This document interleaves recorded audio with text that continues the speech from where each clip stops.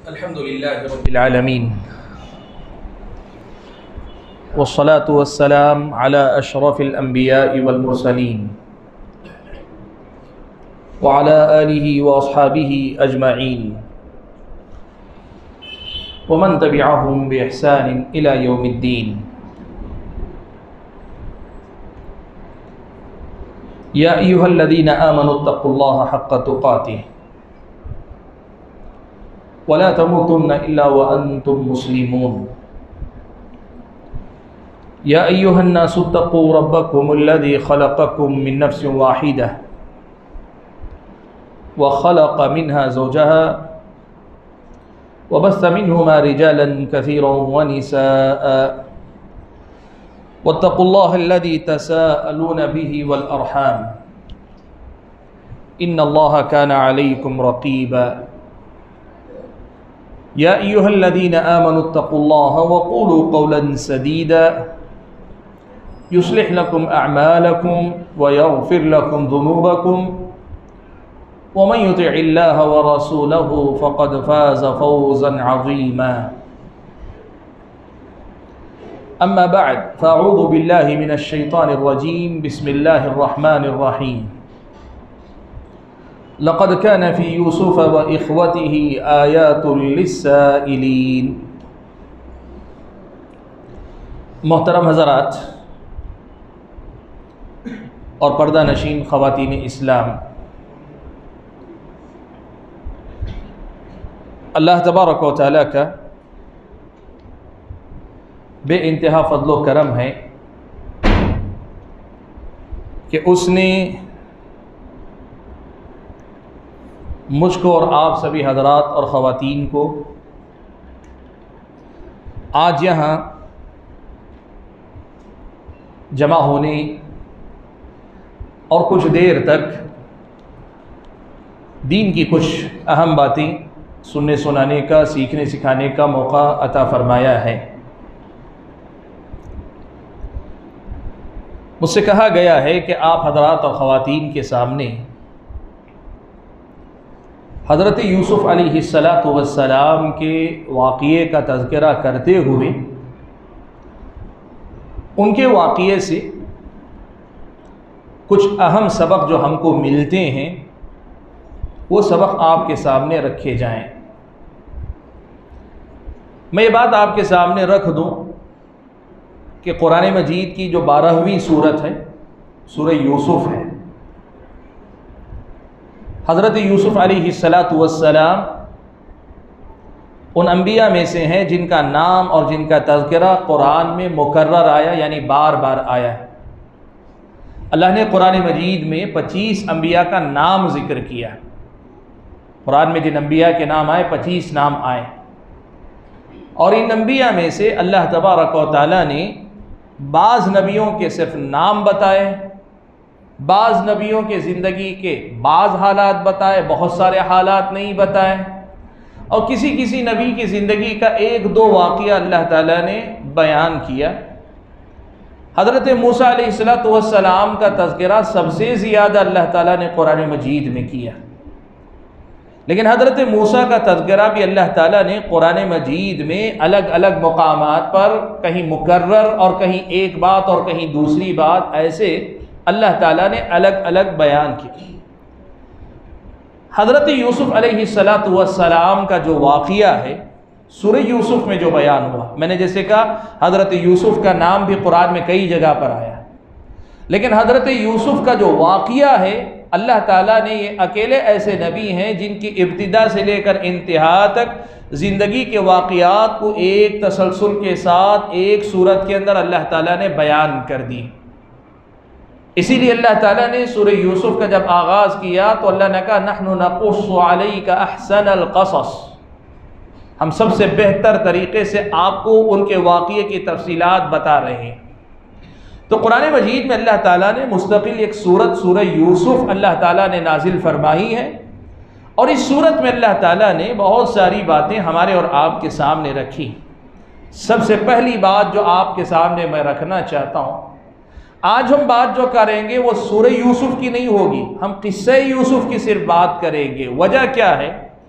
यूसुफ अलैहिस्सलाम के किस्से को मुख्तसर करके वाक़िए के तौर पे बता देना, उसकी रोशनी में कुछ सबक, कुछ हिदायत, ये जो है बहुत मामूली सी बात है। यानी ये मामला आसान है। अगर आप में से कोई ये गलत फहमी रखे कि इस दर्स के साथ आपने पूरे यूसुफ पढ़ ली, तो ये आपकी बहुत बड़ी गलत फहमी है। इसलिए कि कुरान की एक एक आयत की तफसीर और तशरीह की अगर बात की जाए तो कुरान के हर कलीमे, हर लफ्ज़ के अंदर अल्लाह ताला ने जो बारीकी रखी, जो नज़ाकतें रखी, जो फ़वाइद रखे, वो बेशुमार हैं। काफ़ी वक्त चाहिए होगा अगर सूरह यूसुफ की तफसीर की जाए।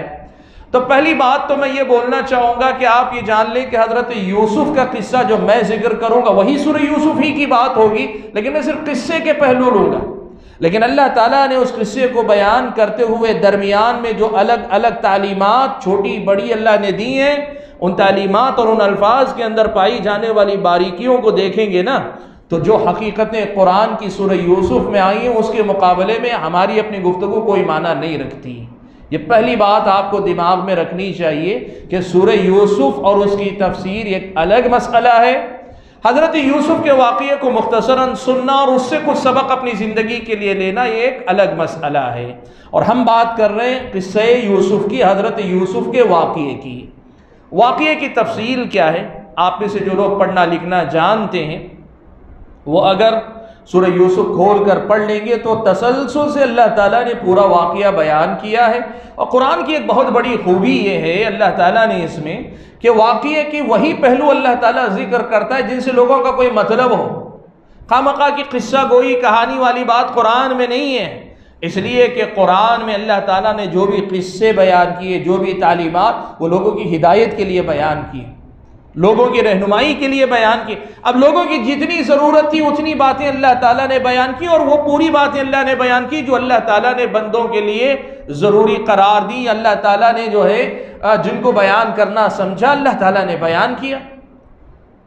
तो हज़रत यूसुफ अलैहिस्सलाम के वाक़ये का आगाज़ यूँ होता है कि हज़रत यूसुफ के वालिद हज़रत याक़ूब अलैहिस्सलाम, हज़रत याक़ूब हज़रत इसहाक़ के बेटे, और हज़रत इसहाक़ हज़रत इब्राहीम अलैहिस्सलाम के दूसरे बेटे हैं। हज़रत इस्माईल बड़े बेटे। हज़रत इस्माईल की औलाद में हज़रत इस्माईल के बाद कोई नबी नहीं आए, सीधे प्यारे नबी मोहम्मद सल्लल्लाहु अलैहि वसल्लम आए। लेकिन हज़रत इसहाक़ जो हज़रत इब्राहीम के दूसरे फर्जंद हैं, उनकी औलाद में से हज़रत याक़ूब को अल्लाह ताला ने नबी बनाया, और हज़रत याक़ूब को अल्लाह तबारक व ताला ने कुल उनकी ज़िंदगी में 12 बेटे अता फरमाए। हज़रत यूसुफ अलैहिस्सलाम जब छोटे बच्चे थे, अल्लाह ताला ने यह वाक़या बयान किया कि अभी हज़रत यूसुफ छोटे थे, इनके कई भाई बड़े थे, कि हज़रत यूसुफ अलैहिस्सलाम ने ख्वाब देखा। क्या ख्वाब देखा? कहा रअयतु अहद अशरा कौकबा, 11 सितारे, 11 तारे और एक सूरज और एक चाँद हज़रत यूसुफ अलैहिस्सलाम के लिए सजदा कर रहे। ये ख्वाब देखा। अब कोई सवाल कर सकता है ना कि सूरज और चाँद सजदा कैसे करते हैं? हम कहेंगे अल्लाह बेहतर जानता है, अल्लाह ने बताया सजदा कर रहे थे तो हमने ईमान लाया। हजरत चाँद कैसे सजदा करता है, सूरज कैसे सजदा करता है, सितारे कैसे सजदा करते हैं, क्या अल्लाह बेहतर जाने। हजरत यूसुफ ने देखा, हजरत याकूब को बयान किया, कुरान ने कहा ईमान लाए। कैफियत अल्लाह जानता है। दुनिया की कितनी चीज़ें हैं, आपके अंदर रूह है, आप जानते हैं, रूह है ना आपके अंदर, कैसी है रूह आप देखें, जानते बता सकते हैं रूह कैसी है आपके पास। तो इसका मतलब ये हुआ कि चूंकि आप नहीं जानते इसलिए मानेंगे नहीं, रूह नहीं है आपके अंदर। नहीं, ऐसा नहीं। ला इल्मी का मतलब इनकार नहीं होता, ये बात याद रखें। दुनिया वाले कहते हैं साइंस उसी को मानती है जो प्रूफ होता है। हमारा अपना मामला ये है कि शरीयत का इल्म साइंस से भी बड़ा इल्म है। साइंस सिर्फ उसको मानती है जो प्रूफ होता है, यानी उनके पास जो महसूसात के अंदर आता है उसी को मानते हैं। हमारे पास ये है कि कुछ चीज़ें महसूसात से आगे भी होंगी, हमारी आंखें नहीं देखेंगी, फिर भी हम ईमान लाएंगे, इसलिए कि अल्लाह की बताई हुई बात है। तो कहा हज़रत यूसुफ अलैहिस्सलाम ने देखा कि 11 सितारे, एक सूरज और एक चाँद सजदा कर रहे हैं। तो सुबह जब ख्वाब देख कर बेदार हुए तो अपने वालिद मोहतरम हज़रत याकूब के सामने ख्वाब रखा, ख्वाब सुनाया। अंबिया अलैहिमुस्सलातु वस्सलाम का ये मामला है कि अल्लाह तबारक व तआला जो इल्म अंबिया को देता है, उनकी कौम में किसी और को उतना इल्म नहीं होता। हर नबी अपनी कौम का सबसे बड़ा आलिम होता है। और ख्वाब की ताबीर भी एक इल्म है, ख्वाब की ताबीर भी एक इल्म है, जैसे मैं आगे बताऊंगा। अब ये इल्म अगर उस ज़माने में है तो हज़रत याकूब को उसका इल्म है, इसलिए कि वो उस कौम के नबी हैं। तो हज़रत याकूब अलैहिस्सलाम को ये बात समझ में आ गई कि इस वाक़ये के पीछे हज़रत यूसुफ़ अलैहिस्सलाम के लिए बहुत बड़ी बशारत है, बहुत बड़ी खुशखबरी है। इस वाक़ये के अंदर हज़रत याकूब जानते थे, बाप है अपने बच्चों को जानता है, ये जानते थे कि यूसुफ़ छोटे हैं, इनके भाई बड़े हैं। अब ये फजीलत बड़ों को न मिल के छोटे को मिल गई तो बड़ों के दिल में नाराज़गी पैदा हो सकती है, बड़ों को तकलीफ़ हो सकती है। इसलिए हज़रत यूसुफ़ को नसीहत की, कहा कि देखो ये जो ख्वाब है ना, अपने भाइयों को मत बताना। क्यों? इसलिए कि मुझे डर है कि कहीं इसकी वजह से ये तुमसे नाराज़ होकर तुम्हारे खिलाफ कोई साजिश न कर बैठे। हज़रत याकूब अलैहिस्सलाम ने मना कर दिया, हज़रत यूसुफ़ अलैहिस्सलाम खामोश रह गए। लेकिन इसके बावजूद भी आप जानते हैं, देखिए माँ बाप जो होते हैं, माँ बाप के लिए फितरी तौर पे सब बच्चे बराबर होते हैं। ये बात याद रखें, फितरी तौर पे सब बच्चे माँ बाप के लिए बराबर होते हैं, सब बच्चों से यकसा मोहब्बत। इसलिए कि सब हमारा खून होते हैं तो हमें अपने बच्चों से मोहब्बत नहीं होगी। लेकिन बच्चे जैसे जैसे बड़े होते हैं, अपने आदत व अतवार, अपने अखलाक, अपने सुलूक, अपने मुआमले के नतीजे में वालिदैन से ज़रा और करीब हो जाते हैं या ज़रा पीछे चले जाते हैं।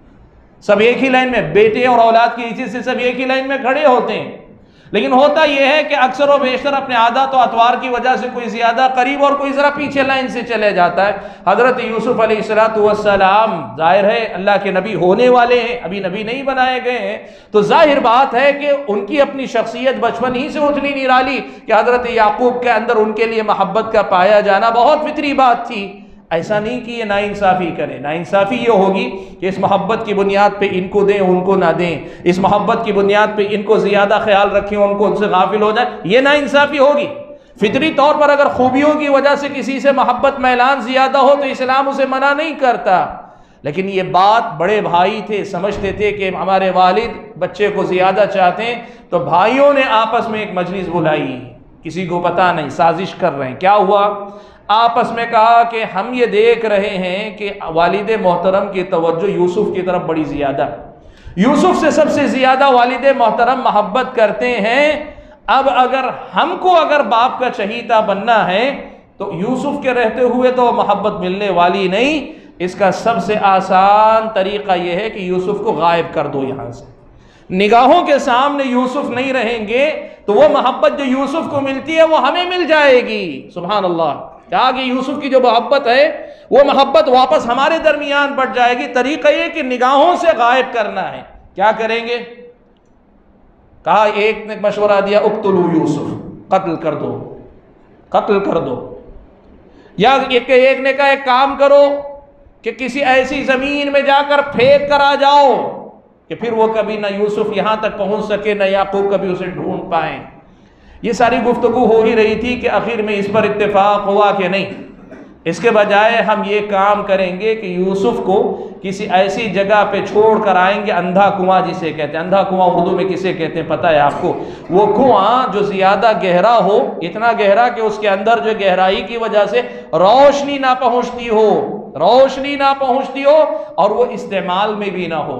गहरा ज़्यादा है, अंधेरा है, छोड़ा हुआ, मतरूक छोड़ा हुआ अंधे कुएं में फेंक कर चले आओ। इस पर इत्तेफाक किया। अब हज़रत यूसुफ अलैहिस्सलाम को वैसे कुआं आबादियों के करीब तो होता नहीं, आबादी के करीब के कुएं लोग इस्तेमाल करते हैं। कहा जंगल में ले जाना पड़ेगा, और जंगल में ले जाने के लिए बाप से इजाज़त लेनी पड़ेगी कि यूसुफ तो छोटे हैं। तो आकर वालिद मोहतरम से इजाज़त मांगी। कहा कि क्या मामला है कि आपको हम पे कोई भरोसा ही नहीं, हम भाई को लेकर जाना चाहते हैं, आप हम पे भरोसा कीजिए, बच्चे को साथ में हमारे भेजिए, घूम घाम कर आएंगे, खेल कूद कर आएंगे, हम जा रहे हैं, भाई को भी खिला कर लाएंगे। हज़रत याकूब अलैहिस्सलातु वस्सलाम का दिल मुतमईन नहीं, दिल मुतमईन नहीं। वजह यह है कि वो जानते हैं कि बड़े भाइयों को शिकायत है, कहीं ना कहीं नाराजगी है छोटे भाई को लेकर, कहीं ये मामला गलत न इख्तियार कर जाए। लेकिन जाहिर बात है उन्होंने मजबूती से कहा हम 10-10, 11-11 इतने सारे भाई, इतनी बड़ी जमात है हम लोग, इतने सारे भाई रहते हुए अगर हम यूसुफ का दिफा ना कर सके तो हमारे जवान होने का क्या फ़ायदा। बहरहाल ये क्यों समझिए यकीन दहानी करवा कर हज़रत यूसुफ अलैहिस्सलाम को अपने साथ ले गए। ले जाने के बाद दो काम किए।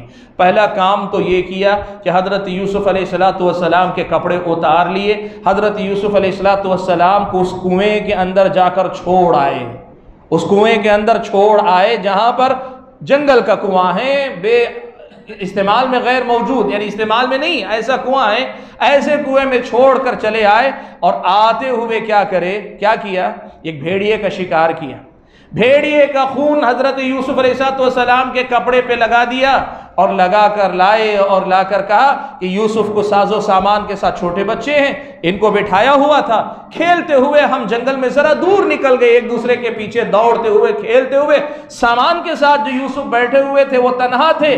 भेड़िए ने मौका देखकर छोटा बच्चा समझकर चीर फाड़ दिया और खा के खत्म कर दिया। अब देखो हम आए हैं तो हमें बस ये फटे पुराने उनके कपड़े मिले हैं। यूं समझिए जुर्म भी किया, जुर्म छुपाने की कोशिश भी की। हज़रत याकूब अलैहिस्सलाम नबी हैं, अंबिया अलैहिस्सलाम को अल्लाह ताला ने बसीरत दी है। हज़रत याकूब अलैहिस्सलाम की समझ में ये बात आ गई कि ये जो भाई हैं, ये भाई जो है असल में हज़रत यूसुफ अलैहिस्सलाम के साथ कुछ गड़बड़ करके आए हैं। इसीलिए कहा बल सव्वलत लकुम अनफुसुकुम अमरा, ये मामला वैसा नहीं है जैसे तुम कह रहे हो, ये मामला मैं क्या करता हूँ, मैं जो है सब्रुन जमील, सब्र करता हूँ अल्लाह ताला के नाम पर। और उसके बाद खामोश हो गए। इधर एक चैप्टर ख़त्म हुआ हज़रत यूसुफ का याकूब और उनके भाइयों के साथ। अब ये कुएं के अंदर हैं, जंगल में हैं। होता ये है कि काफिले पुराने दौर में चला करते थे, और काफिले जब चला करते थे तो वह पड़ाव डाला करते, कहीं भी कुआं देखकर, फला देखकर। ये कुआं जो था, यहां से भी एक काफिला गुजरा, वो बस्ती वालों के इस्तेमाल का तो नहीं, लेकिन काफिले वाले लोगों के लिए कहीं भी कुआं मिल जाए तो वहां पानी लाने के लिए उन्होंने भेजा। जिसको पानी लेना था उसने जब अपनी रस्सी अंदर छोड़ी, जो भी बर्तन था उसे अंदर छोड़ा। हजरत यूसुफ छोटे से बच्चे हैं, जब देखा कि ये कोई चीज आई है उस पे सवार होकर बैठ गए। अब उसने से ऊपर खींचा तो देखता ये क्या है कि पानी के बजाय एक बच्चा है, बड़ा खूबसूरत सा बच्चा है। वो चिल्ला उठा, खुशी के मारे उसने आवाज लगाई, कहा या बुशरा हादा गुलाम, काफिले वालों देखो ये तो बच्चा मिला है हम लोगों को। अब उसके बाद लोगों ने मशवरा किया, कहा कि नहीं ये तो बड़ा कीमती मामला हो गया।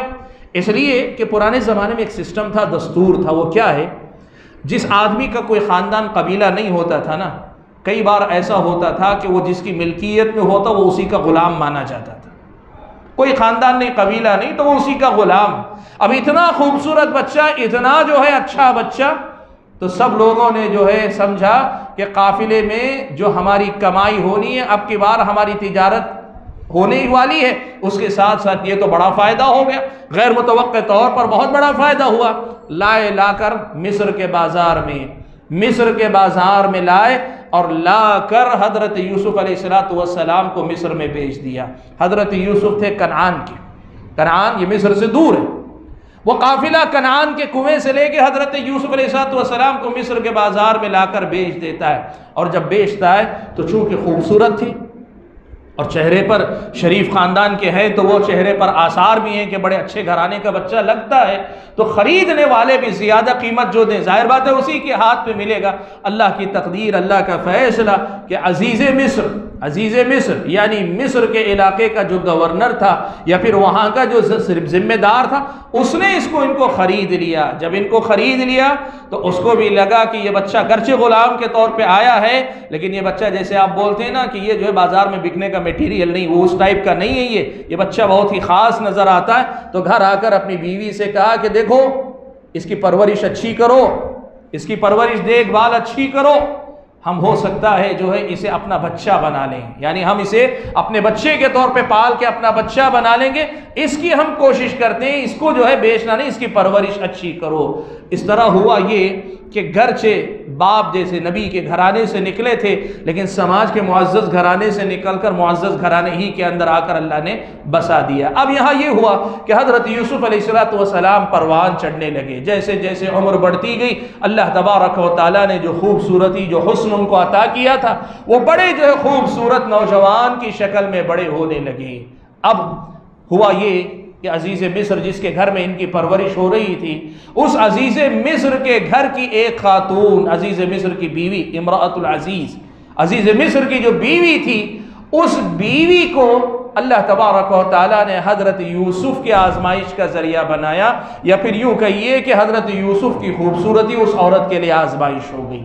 हुआ क्या, हज़रत यूसुफ़ खूबसूरत थे और दूसरी तरफ ये था कि घर के अंदर एक ग़ुलाम की हैसियत, ग़ुलाम नहीं बनाया था उनको ग़ुलाम नहीं बनाया था, लेकिन आए तो थे बाजार से ख़रीद कर ही, तो एक एहसान ज़ेर बार एहसान है। इस वजह से उस औरत ने एक जुरत की, और वो जुरत क्या की, जुरत उसने ये की कि मौका देख कर हज़रत यूसुफ़ अलैहिस्सलाम को फंसाने की कोशिश की। अजीज़ मिस्र की बीवी है, हसब व नसब के एतबार से ऊँची है, दौलत में ऊँची है, और अजीज़ मिस्र की बीवी होगी तो हो सकता है खूबसूरत भी रही होगी। यूँ समझिए कि दुनिया के जो असबाब हैं वो सारे उसके पास थे। और सबसे ख़तरनाक मसला ये था कि उस खातून ने दरवाज़ा खुद बंद कर लिया था। घर में को कमरे में कोई नहीं, उस खातून ने खुद दरवाज़ा बंद कर लिया और कहा, वक़ालत हई तलक, कहा कि यूसुफ़ आज मैं तुम्हारे लिए तैयार होकर आई हूँ कि आज अपने आप को मेरे हवाले कर दो। हज़रत यूसुफ़ अलैहिस्सलाम के लिए बड़ी सख्त आजमाइश थी। कुरान मजीद में अल्लाह तबारक व तआला ने ये बात कही है कि अल्लाह ताला का करम हुआ हज़रत यूसुफ़ पर कि हज़रत यूसुफ़ अलैहिस्सलाम ने कहा, मआज़ल्लाह, मैं अल्लाह की पनाह मांगता हूँ, वो तो मेरा रब है जिसने मुझे यहाँ बेहतरीन ठिकाना दिया। अब अल्लाह की नाफरमानी करके नाशुक्री नहीं करना चाहता। या दूसरी तफसीर के मुताबिक ये कहा कि तुम्हारा शौहर मेरा जो है आका है, मालिक है, मैं उसकी बीवी के साथ बुराई करके एहसान फरामोशी नहीं करना चाहता। ये कहकर हज़रत यूसुफ़ अलैहिस्सलाम बचने के लिए औरत से इधर उधर होने लगे। औरत हज़रत यूसुफ़ की तरफ आगे बढ़ रही है, हज़रत यूसुफ़ दामन बचाने के लिए कोशिश कर रहे हैं। ऐसे ही करते हुए हज़रत यूसुफ़ को यही लगा कि दरवाज़ा खोल कर बाहर निकल जाए, ऐसे ही बचा जा सकता है। जब ज़बान से बात नहीं हो सकी तो बाहर बच के निकलने की कोशिश की। हज़रत यूसुफ़ आगे भाग रहे, खातून पीछे से हज़रत यूसुफ़ को पकड़कर खींचने की कोशिश करती है, तो नतीजा ये होता है कि कमीज़ पीछे से फट जाती है। वो कमीज़ तो फट जाती है, लेकिन हज़रत यूसुफ़ दरवाज़ा खोल देते हैं, और दरवाज़ा खोलते हैं तो क्या देखते हैं कि अजीज़ मिस्र सामने खड़ा है, उस खातून का शौहर सामने खड़ा है। अब मसला क्या है, मसला ये है कि बंद कमरे से एक औरत और एक मर्द निकल रहे हैं, कपड़े फटे हुए हैं। अब इस औरत को समझ में आ गया, तो ये औरत जिसने पहले उकसाया था सारे मामले को पलट दिया। अब उसको मालूम है मैं अजीज़ मिस्र की बीवी हूँ, शौहर मेरी सुनेगा। ये तो गुलाम के दर्जे का आदमी, गुलाम नहीं, हज़रत यूसुफ़ गुलाम नहीं थे, गुलाम के दर्जे का आदमी है कि हमारे ज़ेरे बारे एहसान रहा है और मेरी ही चलेगी। तो उसने क्या किया, फौरन अपने शौहर से शिकायत करने लगी, कहा कि देखो इस आदमी ने मेरे साथ बुराई की कोशिश की, मेरी इज्जत पे हमला किया, ये इल्ज़ाम लगाया, और साथ में ये भी सुना दिया कि ऐसे बुरे आदमी का यही मसला हो सकता है कि या तो इसे कैद कर दो या फिर इसे बड़ी सख्त सज़ा देनी पड़ेगी, इसको बख्शना नहीं चाहिए, ये उसने कहा। अजीज़ मिस्र समझदार आदमी, समझदार आदमी, उस आदमी ने जो है जायज़ा लिया क्या माजरा है। कुरान मजीद के अल्फाज में ये बात है कि शहीद शाहिदुम मिन अहलिहा, शहीद शाहिदुम मिन अहलिहा, घर वालों ही में से एक ने गवाही दी। बाज़ मुफस्सिरीन ने लिखा है कि एक बच्चे ने ये बात कही, और वहीं बाज़ मुफस्सिरीन ने लिखा है कि नहीं, उसके अपने घर वालों ही में से, यानी अजीज़ मिस्र के तजुर्बेकार निगाहों ने खुद ये पहचान लिया। कहा कि देख मसला ये है, मर्द अगर औरत पर हमला करता है, इज्जत पे हमला करता है, औरत अपने आप को बचाना चाहती है, तो जाहिर है मर्द के सामने के कपड़े फटेंगे ना, सामने की तरफ से कपड़े फटेंगे। मर्द हमला कर रहा है, औरत अपने आप को बचा रही है, ढकेल रही है, कुछ भी कर रही है, मर्द के सामने के कपड़े फटेंगे, उसका चेहरा जख्मी होगा, जिस्म सामने जो भी होगा, इसलिए कि मर्द हमला कर रहा है। और अगर उसके बजाय मर्द बचने की कोशिश कर रहा है, औरत अगर पीछे पड़ी हुई है तो कपड़े पीछे से फटेंगे, जो भी होगा पीछे ना होगा। तो उसने देखा, फलम्मा रआ कमीसहु कुद्द मिन दुबुर, अजीज मिस्र ने देखा कि यहाँ तो मामला उल्टा ही है कि पीछे से कपड़े फटे हैं, तो अजीज मिस्र को पता चल गया कि यूसुफ बेगुनाह है, जुर्म पूरा का पूरा औरत का है। यह हज़रत अजीज मिस्र की समझ में आ गया और उसने कहा इन्ना कैदकुन्ना अज़ीम, खातून तुम्हारा मकर बड़ा खतरनाक है, तुम औरतों का मकर जो है ना वो बड़ा खतरनाक है। जुर्म भी किया और पकड़ी गई तो सारा इल्जाम उसके सर पे धर दिया बेचारे के, लेकिन चूंकि इज्जतदार घराने की थी कोई सजा न हुई। हजरत यूसुफ अलैहिस्सलाम को छोड़ दिया, हजरत यूसुफ बेगुनाह उनको छोड़ दिया, ले और खातून के खिलाफ भी कोई कार्रवाई नहीं हुई कि घर की इज्जत का मामला अजीज मिस्र ने खामोशी इख्तियार कर ली। अब इधर ये वाक़िया हुआ, जाहिर बात है ऐसा कोई हादिसा होता है तो एक दिन, 2 दिन, हफ्ता, 10 दिन तक बात रहती है, लेकिन जो कहते हैं एक कान से 2 कान, 2 कान से 2 कान, बातें क्या होती हैं, एक कान से निकलती है, एक कान तक पहुंचती, एक कान से 2 कान, यानी एक आदमी सुनता है, फिर 2 आदमी सुनते हैं, और फिर जो 2 तक पहुंचती है वो 2 कान तक जरूर पहुंचती है। हुआ ये कि सारी बस्ती में मशहूर हो गया। क्या मशहूर हो गया? कहा कि अजीज मिस्र की बीवी जो है ना वो एक नौजवान के इश्क में, मोहब्बत में दीवानी हो गई है, अपनी हैसियत भूल कर, अपना सब कुछ भूल कर एक नौजवान के पीछे दीवानी हो गई है। सारे मिस्र के अंदर, यानी औरतों का जो हल्का है उसमें बात फैल गई। अब इस खातून को अपनी इज्जत बचानी थी ना, उसने कहा कि तुमको पता नहीं है, ऐसा नहीं है कि मुझे कोई उसके पीछे दीवाना बनने के लिए, नहीं, उसको जो है तुम देखो, मैं तुम्हें जो उससे सामना करवाती हूँ क्या होता है देखो। जमा किया सारी औरतों को, जितनी भी ये उसकी सहेलियां बनती थी या शहर की जो बड़ी सरकर्दा ख़वातीन थी जो इस मामले को लेकर गुफ्तगू कर रही थी, उनको इकट्ठा किया। इकट्ठा करके उनसे कहा कि देखो खाना सारा का सारा तुम्हारे सामने रखा है, सारा खाना तुम्हारे सामने रखा है, और सामने रख कर कहा तुम खाना खाओ। जब खाना खाने की बात आई, जाहिर बात है आपको मालूम है छुरी कांटे से खाने का आज भी रिवाज है मगरिबी ममालिक के अंदर, तहजीबें पुरानी थी तो वहां भी होता था। जानवर का गोश्त काटने के लिए लोग चाकू, छोटे छुरियां रखती थी, उससे काटती थी, गोश्त खाती, यही दावत लगी हुई है दस्तरखान। और ऐसी हालत में अजीज मिस्र की बीवी ने हजरत यूसुफ को बुलाया और बुलाकर भेजा कि अब तुम जाओ, खातून की मजलिस में जाओ, खिदमत के नाम पर या सामान ले जाके पहुंचाने के नाम पर या गुजरने के नाम पे उनके सामने से गुजारा। उन खवातीन ने जब हजरत यूसुफ अलैहिस्सलाम को देखा, देखो एक बात याद रखो, शक्ल सूरत की खूबसूरती के से बढ़कर अगर सीरत की खूबसूरती भी हो ना तो आदमी की खूबसूरती का फिर कोई जवाब नहीं होता। आप ये बात याद रखें, मुर्रिखीन ने लिखा है कि बगदाद की औरतें, इस्लामी तारीख में बता रहा हूँ, बात आई है तो बताऊँ, बगदाद में कुछ औरतें ऐसी थीं जो तहज्जुद की नमाज की पाबंदी इसलिए करती थी कि तहज्जुद की पढ़ने वाले के चेहरों पे नूर आता है, सुभान अल्लाह, वो अपनी खूबसूरती में इजाफा करने के लिए तहज्जुद की पाबंदी करती थी। मैं ये नहीं कह रहा हूँ कि ऐसा करना चाहिए, मैं आपको बताना क्या चाह रहा हूँ, हज़रत यूसुफ के पीछे खूबसूरती का राज क्या था।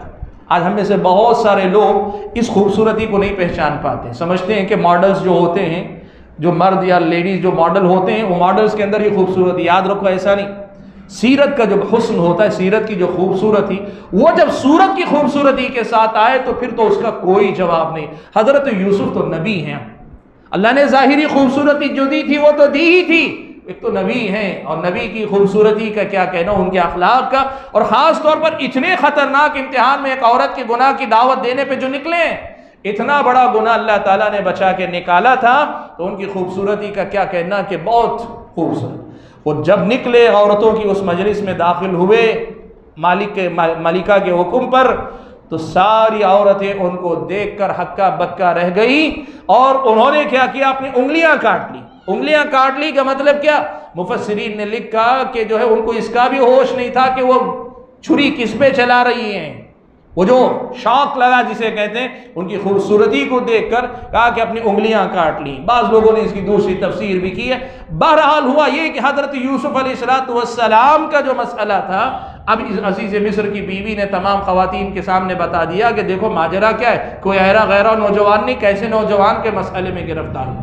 अब उसके बाद ये मसला हो गया तो इस खातून ने, अजीज़ मिस्र की बीवी ने अब कहा कि देखो, या तो अब मेरी दावत पे लब्बैक को छोड़ा नहीं पीछा बीवी, या तो मेरी बात मान लो, अपने आप को मेरे हवाले कर दो, या फिर ये कि तुम्हें जो है सज़ा मिलेगी बराबर की। हज़रत यूसुफ़ अलैहिस्सलाम के लिए बड़ी सख्त आजमाइश थी। हज़रत यूसुफ़ अलैहिस्सलाम का ये मामला अज़ीज़ मिस्र के पास पहुँचा। हज़रत यूसुफ़ अलैहिस्सलाम ने अल्लाह ताला से दुआ की, कहा रब्बि सिज्नु अहब्बु इलै, कहा कि मेरे रब ये जिस गुनाह की तरफ दावत दे रही, इससे तो अच्छा है कि कैद खाने में जाके कैदी बनकर रहो। ऐसी आज़ादी जिससे मेरी इज़्ज़त व आबरू चली जाए, उससे तो अच्छा है कि मैं कैद खाने में चला जाऊँ।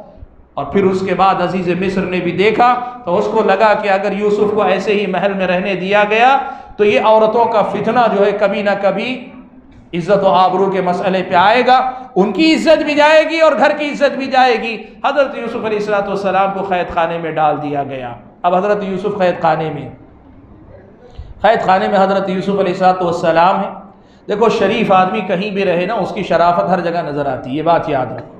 जगह बदलने से आदमी की शराफत नहीं चली जाती, मौका महल बदलने से आदमी की शराफत नहीं चली जाती। हज़रत यूसुफ अलैहिस्सलाम का मामला ये कि वो कैद खाने में भी हैं तो वो नबी हैं, अल्लाह के नबी हैं। और हज़रत यूसुफ अलैहिस्सलाम वहाँ भी अपने आप इसलिए कि वो जानते हैं कि अल्लाह का फ़ैसला मुझे रहना, वो राज़ी खुशी रह रहे हैं। हज़रत यूसुफ अलैहिस्सलाम के साथ 2 कैदी थे, कई लोग थे लेकिन 2 कैदियों का खास वाक़या अल्लाह ने जिक्र किया कि 2 नौजवान उनके साथ दाखिल हुए। इन दोनों नौजवानों का मामला ये था कि इन दोनों ने एक ख्वाब देखा। एक ने एक ख्वाब देखा कि मैं जो है शराब निचोड़ रहा हूँ, यानी फल को निचोड़ कर शराब बना रहा हूँ, इन्नी आसिरु खमरा। और दूसरे ने यह ख्वाब देखा कि मैं अपने सर पर रोटियों का टोकरा उठाए हुए हूँ और परिंदे आकर उसमें से उचक उचक के खाते जा रहे हैं। ये 2 ख्वाब देखे। वो दोनों आए और आकर हज़रत यूसुफ अलैहिस्सलाम से कहा कि ऐ यूसुफ, आपको देखकर लगता है कि आप बड़े शरीफ आदमी, इन्ना नराका मिनल मुहसिनीन। सुभान अल्लाह, कैद खाने में किसी के अखलाक की गवाही दें, इससे बड़ी बात क्या हो सकती। कहा इन्ना नराका मिनल मुहसिनीन, आप तो बड़े जो है नेक आदमी नजर आते हैं, जरा हमारे ख्वाब की ताबीर बता दीजिए। हज़रत यूसुफ अलैहिस्सलाम ने मौका गनीमत जाना, कहा देखो तुम्हारे ख्वाब की ताबीर मैं बताऊंगा, अभी खाना पहुंचने में देर है, जो कैद खाने में खाना आना है, वक्त तो है हमारे पास, खाना आने तक तुम्हारी ताबीर बता दूंगा, लेकिन क्या इससे पहले बेहतर नहीं होगा कि कुछ देर मेरी बात सुन लो। कहा बिल्कुल सुनाइए। हज़रत यूसुफ अलैहिस्सलाम ने तौहीद की दावत दी, तौहीद समझाई। कहा अअरबाबुम मुतफर्रिकून खैरुन अमिल्लाहुल वाहिदुल क़हार। ऐ मेरे साथियों, ये बताओ, एक अल्लाह ताला जो वाहिद है, क़हार है, गालिब है सब पर, वो माबूद होने का हकदार है, मुस्तहिक है, वही माबूद बरहक है, या फिर ये कि तरह तरह की ये जो माबूद दुनिया वालों ने बना लिए हैं वो माबूद हो सकते हैं। तौहीद की तालीम दी और ये भी कहा कि मैं सारी बुत परस्ती और आबा व अजदाद के जो बातिल अदियान है वो छोड़ दिए और मैंने इब्राहीम अलैहिस्सलाम और उनके बेटे याकूब यानी मेरे अपने वालिद जो अंबिया का जो रास्ता है, अंबिया के रास्ते को मैंने अपनाया हुआ, उसी रास्ते की तरफ तुम्हें बुला रहा हूं। अपनी दावत रखी, अपना पैगाम दिया, तौहीद की बात समझाई और अपनी बात रखने के बाद उनके सामने हज़रत यूसुफ अलैहिस्सलाम ने कहा तुम दोनों के ख्वाब की ताबीर ये है कि तुम में से जिस आदमी ने अपने सर पे टोकरा उठाया हुआ था, अभी कैद खाने से निकलने के बाद तुम्हें कत्ल कर दिया जाएगा। तुम्हारा मसला यही है कि तुम्हें कत्ल कर दिया जाएगा, सजा के तौर पे तुम खत्म कर दिए जाओगे। और जिसने कहा तुमने जो है ये देखा था कि मैं शराब निचोड़ रहा हूं, यानी फल को निचोड़ कर शराब बना रहा हूं, तुम्हें अजीज मिस्र या बादशाह का जो है साकी यानी बादशाह को पिलाने वाले की नौकरी पर तुम्हें मामूर किया जाएगा। ये वाक़या सुनाने के बाद हज़रत यूसुफ अलैहिस्सलाम ने इस आदमी से कहा, किस आदमी से? ये जो आदमी था जिसके बारे में था कि ये अजीज मिस्र का या बादशाह का या फिर दरबार में किसी का खास साकी बनने वाला है, कहा उज़कुरनी इंद रब्बिक, अगर वहां जाओ तो मेरा मामला जिक्र करना। क्यों? पुराने ज़माने में ऐसा होता, बादशाह किसी को कैद खाने में डाल देते तो फिर उनको कोई पूछने वाला नहीं, कौन है, कितने साल से है, किसी जुर्म की वजह से, गलत फहमी की वजह से। हज़रत यूसुफ अलैहिस्सलाम अंदर है, किसी को कोई परवाह नहीं। तो हज़रत यूसुफ ने क्या किया? अपनी तदबीर की, कहा कि मेरे मामले को उनके सामने रखना, उठाना कि एक ऐसे शरीफ आदमी को, बेगुनाह को अंदर रखे हुए हैं। हुआ यही कि हज़रत यूसुफ अलैहिस्सलाम के कहने के मुताबिक ये दोनों हज़रत यूसुफ से पहले बाहर निकाल लिए गए। एक अपनी गलती की सज़ा के तौर पे कत्ल कर दिया गया और दूसरे का जुर्म माफ़ हुआ, या फिर ये कि उसकी सज़ा हो चुकी थी, वो आगे चलकर अपने हुक्मरान का साकी बन गया और साकी बनने के बाद हज़रत यूसुफ को भूल गया। और दुनिया में ऐसा बहुत होता है, अक्सर आदमी अपने मोहसिनों को भूल जाता है, बुरे वक्त के साथियों को अच्छे वक्त में लोग भूल जाते हैं, दुनिया का दस्तूर है। हुआ ये कि ये भूल गया, अब फिर कब याद आता है, फिर बुरा वक्त याद आए तो फिर अच्छा बुरे वक्त का साथी याद आता है। हज़रत यूसुफ के साथ ही हुआ कि अब उसके बाद एक वक्त गुजरा, हज़रत यूसुफ कैद खाने में हैं। बादशाह ने एक ख्वाब देखा। ख्वाब क्या देखा? 7 मोटी गायें हैं और 7 दुबली गायें हैं। हो क्या रहा है? 7 दुबली गाय जो है वह 7 मोटी गाय को खा रही हैं। दुनिया में हो सकते है तो गाय गाय को नहीं खाती, गाय गाय को नहीं खाती, और अगर खा भी जाए तो मोटी तगड़ी गाय जो है पतली गाय को ना खाएगी। ये क्या कि दुबली पतली गाय मोटी मोटी 7 गाय को खा रही है। एक ख्वाब बादशाह ने देखा। सुबह दरबार में आया, दरबार में आकर उसने अपने ताबीर बताने वाले जो भी नुजूमी वगैरह थे सबको इकट्ठा किया। इकट्ठा करके कहा मैंने ये ख्वाब देखा, इस ख्वाब की ताबीर बताओ। सब लोगों ने यही कहा अज़ग़ात व अहलाम, ख्वाब ये हकीकत नहीं है इसकी। कुछ ख्वाब होते हैं जो सिर्फ परागंदा ख्याली होती, यानी आपके बैक ऑफ द मेमोरी, आपके जो है जहन में कुछ मुंतशिर बातें बैठी रहती हैं, वो वाक़यात की शक्ल में, ख्वाब की शक्ल में नजर आते हैं, उनकी कोई हकीकत नहीं होती। और कुछ ख्वाब वाकई सच्चे होते हैं। तो इन लोगों की समझ में नहीं आई ताबीर, तो साबीर समझ में नहीं है तो कहा यह बेकार का ख्वाब है, यह परागंदा ख्याली और कुछ नहीं, ख्वाब की कोई हकीकत नहीं है। लेकिन बादशाह का मामला यह था कि बादशाह ने यह ख्वाब बार बार देखा, बादशाह ने यह ख्वाब बार बार देखा। अब उसे यकीन था कि यह मामला जो है कुछ ऐसा नहीं, परागंदा ख्याली का नहीं। जब यह बात जरा मशहूर हुई कि बादशाह ने ख्वाब देखा है, उसकी कोई ताबीर नहीं बताई जा रही है, उस आदमी को पता चला। किस आदमी को? वो जो साकी था पिलाने वाला, जिन्होंने जिसके वाक़ये की या जिसके ख्वाब की ताबीर हज़रत यूसुफ ने बताई थी जो सही निकली थी। अब उसे याद आया तो उसने क्या किया? उसने बादशाह के सामने जिक्र किया, कहा कि एक आदमी है कैद खाने में, मुझे लगता है कि वो आपके ख्वाब की ताबीर बता सकता है। कौन? कहा फुला है, आप उनको बुला भेजिए। तो बादशाह ने कहा निकाल कर लाओ उसे कैद खाने से। आया आदमी, आकर हजरत यूसुफ से कहा बादशाह का हुक्म है, चलो कैद खाने से तुम्हें आज़ाद किया जा रहा है, बादशाह बुला रहे हैं। हजरत यूसुफ ने कोई जल्दी नहीं की, कहा नहीं, पहले बादशाह से कहो मुझ पर जो इल्ज़ाम लगा था उस इल्ज़ाम की तहकीक करें। मुझ पर जो इल्ज़ाम लगा है ना, पहले उसकी सफाई हो। ऐसा ना हो कि ख्वाब की ताबीर के चक्कर में मुझे आज़ाद कर दो, मेरी शख्सियत पे धब्बा लगा रह जाए। ये नहीं, जाओ जाकर बादशाह से कहो कि ये जो मामला था, ये मामला क्या था, इसकी तहकीक करें, मुझ पर जो इल्ज़ाम लगा। क्यों? नबी हैं और नबी जानते हैं कि इस धब्बे को लेकर निकलेंगे बाहर तो सारी दावत ठप हो जाएगी, सब खत्म हो जाएगा। कहा नहीं होगा। बादशाह को पता चला तो बादशाह ने बुलाकर पूछा क्या माजरा है, क्या माजरा है? तो उस वक्त अजीज़ मिस्र की बीवी ने देखा कि ये जो मसला है, माफ़ कीजिए, ये ख्वाब का मसला जो है, मैं ज़रा सा उसमें बीच में कुछ चीज़ छूट गई, वापस आता हूँ। ख्वाब का जो मसला था, बादशाह ने इसको भेजा, पहले जो आदमी था उस आदमी को भेजा पहले कि जाओ जाकर उससे पूछ कर आओ। हज़रत यूसुफ अलैहिस्सलाम ने ख्वाब की ताबीर बताई, उसको ख्वाब की ताबीर बताई। कहा इस ख्वाब का मतलब ये है कि अब यहाँ से 7 साल तक खेती खूब होगी, अनाज खूब निकलेगा, 7 साल तक अनाज खूब निकलेगा।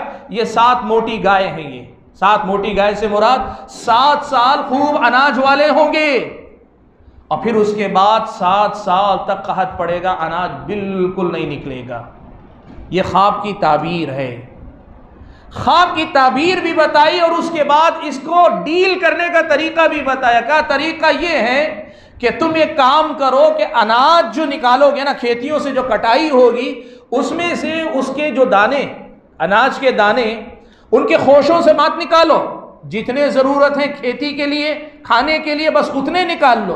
बाकी तुम्हारी खेती और खाने से बढ़कर जो अनाज निकलता है उसे फदरूहु फी सुंबुली, उसके खोशों के साथ छोड़ दो कि उसे महफूज रखने में ही मदद मिलेगी। और ये सा रख कर 7 साल तक ज़ख़ीरा करो। फिर उसके बाद 7 साल की क़हत साली शुरू होगी तो इसी में से लेकर खाते भी रहो। और फिर उसके बाद जब दोबारा 7 साल ख़त्म हो जाएंगे उसके बाद सिलसिला शुरू होगा तो इसी में से खेती का आगाज करो। तरीका भी बता दिया। तो उस आदमी ने आके बादशाह के सामने ख्वाब की ताबीर बताई तो बादशाह ने फिर भेजा कि बुला कर लाओ, इतने काम के आदमी को कैद खाने में डाला हुआ है, निकाल कर लाओ। हजरत यूसुफ ने कहा कि नहीं, जब तक मामले की तहकीक नहीं होगी मैं बाहर नहीं निकलूंगा, इसलिए कि मुझ पे लगा हुआ धब्बा जो इल्जाम है इसकी सफाई होनी चाहिए। अजीज मिस्र ने पूछा। अब अजीज मिस्र की बीवी को भी अंदाजा हुआ कि मेरी अपनी वक्ती ख्वाहिशात की वजह से एक तो शरीफ आदमी पर इतना बड़ा इल्जाम, और दूसरा बड़ा मसला ये हुआ कि इतना बड़ा कौम का एहसान करने वाला आदमी आज भी अगर मैं बात नहीं करूंगी तो इतने बड़े खैर खा आदमी के साथ बड़ा जुल्म होगा जिसने पूरी उम्मत पर एहसान किया, पूरी कौम पे एहसान किया। उसने साफ तौर पे इकरार किया कि यूसुफ का कोई किरदार नहीं था, मैं ही थी, मैंने ही बहकाया था, जिसके नतीजे में ये सारा मसला हुआ। अजीज़ मिस्र ने बुलाया हज़रत यूसुफ अलैहिस्सलाम को और बुलाकर हज़रत यूसुफ की इज़्ज़त व तकरीम की। हज़रत यूसुफ अलैहिस्सलाम ने अपने आप को पेश किया, कहा कि काम कीजिए, जिस तरह ख्वाब की मैंने ताबीर बयान की है इस ताबीर के मुताबिक मैंने प्लान भी दिया है, इस प्लान को इम्प्लीमेंट इसका करने यानी इसको नाफिज करने का मामला भी मेरे हवाले कर दीजिए कि इन्नी हफीजुन अलीम, मुझे इसका तरीका भी मालूम है और मैं इंशाअल्लाह अमानतदारी के साथ इस जिम्मेदारी को निभाऊंगा। अजीज़ मिस्र ने मंजूर कर लिया और मंजूर करके हज़रत यूसुफ अलैहिस्सलाम को ये जो मिस्र का ख़जाना था जिसमें ये सारा अनाज को रखना था उसका जिम्मेदार हज़रत यूसुफ अलैहिस्सलाम को बना दिया। अब यहाँ मसला यही हुआ, जैसे पेशन गोई हुई थी, 7 साल खूब खेती हुई, ज़ख़ीरा रखा गया, 7 साल के बाद फिर उसके बाद मसला क़हत साली का शुरू हुआ। क़हत साली शुरू हुई, अतराफ़ व अकनाफ़ के सारे इलाके वीरान होने लगे, अब लोग अनाज के लिए तरसने लगे। तो बादशाह की तरफ से ये ऐलान हुआ कि सारी रियाया आए, अपना जो अनाज है, ज़रूरत अनाज हुकूमत आपको देती जाएगी, आप अपना अनाज लेकर जाएँ। सुभान अल्लाह, इस अनाज का मसला क़हत साली कनान के इलाके तक भी क़हत साली पहुँची। याकूब अलैहिस्सलाम बाहयात हैं, उनके बेटे भी बाहयात हैं और उस वक्त तक माजरा ये है कि इन लोगों के पास भी क़हत साली है। तो ये लोग भी आए आकर जो अनाज लेने के लिए मिस्र के ख़जाने के ज़िम्मेदार के सामने आए। जब वो दाखिल हुए, हज़रत यूसुफ तो छोटे थे, अब बड़े हो गए हैं, भाइयों को पहचान लिया, लेकिन बचपन के देखे हुए भाई को बड़ा होने के बाद वो ना पहचान सके। हज़रत यूसुफ अलैहिस्सलाम ने अनाज दिया। सबको अनाज देने के बाद हज़रत यूसुफ अलैहिस्सलाम ने उनसे पूछा कि अच्छा बताओ कितने लोग हैं तुम्हारे घर में? कहा एक बाप है, एक भाई भी है और हम हैं। हज़रत यूसुफ अलैहिस्सलाम ने कहा अगली बार जब आओ तो अपने भाई को भी लेकर आना ताकि उसका भी हम हिसाब करके दें, ताकि सब लोगों को उनके हिसाब से बराबर अनाज मिले, कम ना मिले। अगली बार आओ तो भाई को भी लेकर आओ तो अनाज मिलेगा और भाई को नहीं लाए तो तुमको भी नहीं मिलेगा। यह हज़रत यूसुफ अलैहिस्सलाम ने कह दिया। अब भाई वापस लौटे। हज़रत यूसुफ अलैहिस्सलाम ने एक दूसरी तदबीर की, अपने लोगों से कहा भाइयों से क्या कीमत लेना, जो भी कीमत उजरत के तौर पे भाइयों ने दी है उस कीमत को उनके ही अनाज में कहीं अंदर रख देना। हुआ यही, रख दिया। वापस आए, याकूब अलैहिस्सलाम ने पूछा तो भाइयों ने पहले तो तारीफ की, कहा कि अजीज़ मिस्र तो बड़ा अच्छा आदमी है, बड़े अच्छे अंदाज से हमारा इस्तकबाल किया, खिदमत की। और फिर उसके बाद 2 बातें बताई, कहा कि अगली बार भाई को लेकर आने के लिए कहा, वरना माल नहीं देंगे कहा है। हज़रत याकूब परेशान हो गए, इसलिए कि एक बेटे को गंवा चुके थे यूसुफ को, अब बिन्यामीन को गंवाना नहीं चाहते थे, दूसरे बेटे को। लेकिन ये भी जानते थे कि अगर अनाज नहीं मिलेगा तो भी मसला होगा। अब उसके बाद उन लोगों ने अपना साजो सामान खोला तो अनाज निकाल रहे हैं, तो उसमें से दिया हुआ पैसा भी वापस आया। आपस में गुफ्तगू करने लगे, ये कहाँ से आया, हमने तो दे दिया था, फिर कहाँ से आ गया। इनके दिल में भी खटक पैदा हुई। हज़रत याकूब अलैहिस्सलाम के सामने सारा माजरा रखा। हज़रत याकूब अलैहिस्सलाम भी परेशान, भाई भी परेशान कि क्या है, लेकिन अब अनाज तो चाहिए, ज़िंदगी नहीं हो सकती उसके बगैर, और अनाज चाहिए तो बिन्यामीन को लेकर जाना ज़रूरी है। हज़रत याकूब अलैहिस्सलाम से कहा कि आप हम पे भरोसा कीजिए कि हम लेकर जाएंगे तो अब की बार भाई की पूरी हिफाजत करेंगे। हज़रत याकूब अलैहिस्सलाम ने कहा पहले भी तुम पे भरोसा किया था तो यूसुफ को गंवाया था, कि अब दोबारा भरोसा करके एक और बेटे को गंवा लूं, यानी अपनी बेइत्मीनानी का इजहार किया, लेकिन साथ में ये भी कह दिया जाना ज़रूरी है, लेकर जाओ। लेकर जाओ। अलबत्ता तदबीर ये सिखाई कि जब शहर में दाखिल हो तो पूरे भाई एक साथ ऐसे मत दाखिल हो, इसलिए कि सब एक साथ अगर दाखिल होंगे तो देखने वाले भी बोलेंगे अच्छा 11-11 भाई और पूरे एक साथ, ये लोगों की नज़र भी लग सकती है, तुम कहा अलग अलग दरवाज़ों से दाखिल हो जाओ। हुआ यही, लोग पहुँचे हज़रत यूसुफ़ अलैहिस्सलाम के पास। तो हज़रत यूसुफ़ अलैहिस्सलाम जब सारे लोग पहुँचे तो सबका इस्तकबाल किया और अपने भाई बिन्यामीन को अलग से बुलाकर बता दिया कि मैं ही यूसुफ़ हूँ, मैं यूसुफ हूं और तुम्हारा अपना भाई हूं। ये मेरे भाई हैं जिन्होंने मुझे कुएं के अंदर फेंक दिया था, इसलिए तुम खुश रहो, मुतमईन रहो। अब उसके बाद उनका अनाज जो देना था दिलाया, सब कुछ किया। और उसके बाद बादशाह का प्याला, बाज़ मुफस्सिरीन ने लिखा कि बादशाह के पीने का जो प्याला था वो था, कीमती प्याला था, या बाज़ लोगों ने कहा कि नहीं, बादशाह जिससे अनाज नाप के देता था वो प्याला था। बहरहाल ये कीमती प्याला जो था वो हज़रत यूसुफ ने क्या किया, बिन्यामीन के सामान में रख दिया। अब देखें, ये धोखा होता अगर किसी और भाई के साथ किया जाता, लेकिन बिन्यामीन को सारी हकीकत बता चुके हैं, पहले ही बता चुके हैं भाई को कि मैं तुम्हारा भाई हूं। और हो सकता है कुरान के अल्फाज में नहीं है, लेकिन हो सकता है पहले ही बता दिया हो कि एक तदबीर करके तुम्हें अपने साथ रोक लूंगा। हुआ यही कि उनके बिन्यामीन के सामान में रख दिया। और फिर उसके बाद जब रुखसती का वक्त आया तो सारे भाइयों को रुखसत किया। सारे भाई, अभी काफिला निकला ही था कि पीछे से एक ने आवाज दी, लोगों रुको, बादशाह का प्याला चोरी हो गया। किसी के पास निकले, वो लोगों ने कहा हम चोर थोड़ी हैं, हम तो अनाज लेने के लिए आए हैं। तो कहा अच्छा ये बताओ कि अगर माल की तलाशी ली जाए और किसी के सामान में से निकल आए तो क्या करना पड़ेगा। अब होना तो ये चाहिए कि हज़रत यूसुफ अलैहिस्सलाम की तरफ के लोग ही बताते ये और ये सज़ा देंगे, लेकिन अल्लाह ताला ने हज़रत यूसुफ को ये हिकमत अता की, ये तदबीर अता की, उनके मुंह से उगलवाया, ऐसी सूरत हाल पैदा की कि भाइयों ने खुद कहा, उनको यकीन था हमने से किसी ने चोरी नहीं की है। तो उन लोगों ने सीधे से कहा कि तरीका ये है कि तलाशी लो, जिसके सामान में से निकलेगा वही चोर होगा। और उसकी सज़ा क्या होगी? उसकी सज़ा यही है कि जो तुम तो तय करोगे वही, हम उसको जो है छोड़ देंगे। अब सामान लिया गया, तलाशी ली गई तो बिन्यामीन के सामान में से निकल आई। सारे भाई परेशान। बिन्यामीन को परेशानी नहीं है इसलिए कि वो जानते हैं हकीकत, लेकिन बकिया भाई सारे परेशान। अब वो अपनी सफाई दे रहा हो। सफाई देने के लिए क्या कहते हैं, अगर इसने आज चोरी की है तो इससे पहले इसके भाई ने भी चोरी की थी। सुभान अल्लाह। हज़रत यूसुफ अलैहिस्सलाम पर इल्ज़ाम लगाया। हज़रत यूसुफ अलैहिस्सलाम के लिए बड़ी तकलीफ का मरहला था। भाई हैं, पहले कुएं में छोड़ कर आए और आज मेरी किरदार कुशी कर रहे हैं मेरे ही सामने और मेरे भाई के बारे में। हज़रत यूसुफ अलैहिस्सलाम ने अपने दिल में बात दबा ली, कुछ नहीं कहा। अब मसला यही है कि अब ये भाई जो है जिसने चोरी की वो हमारे पास कैद में रहेगा, तुम जाओ अपना अनाज लेकर। अब सारे भाई मिन्नत समाजत करने लगे, कहने लगे इनके एक बूढ़े बाप हैं, इनके एक बूढ़े बाप हैं, इन पे रहम कीजिए, तरस खाइए। कहा नहीं, हमारे पास दस्तूर ये चोर की जिसने की सजा उसको मिलेगी। भाइयों ने कहा हम में से किसी को रख लीजिए, इसको दे दीजिए, बाप नहीं बर्दाश्त कर पाएंगे। कहा नहीं, नहीं हो सकता, जिसने चोरी की वही रहेगा, तुम जाओ।